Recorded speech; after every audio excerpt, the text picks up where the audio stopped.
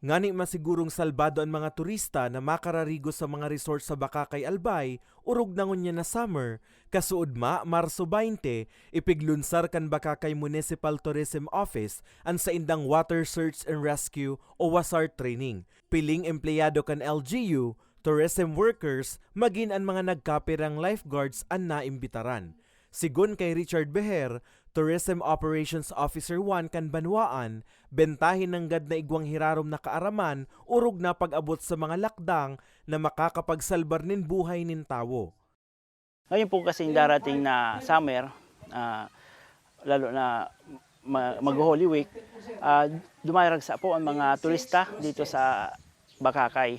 Marami tayong mga coastline area, may black sand beaches po tayo and white sand. Kaya po dapat po ihanda natin ang mga tourism worker natin, barangay officials para po sa darating na ganitong mga events.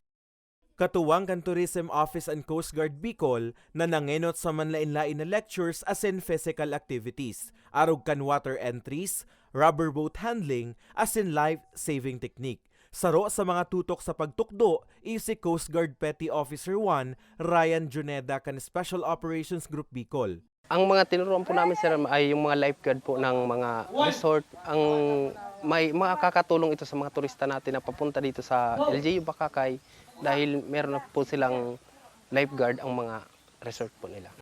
Madurar ang WASAR training sundo sa Biyernes, Marso 24.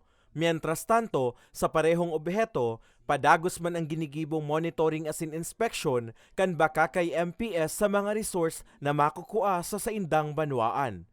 Para sa mga baretang tatak Bicol, Carmelo Balya.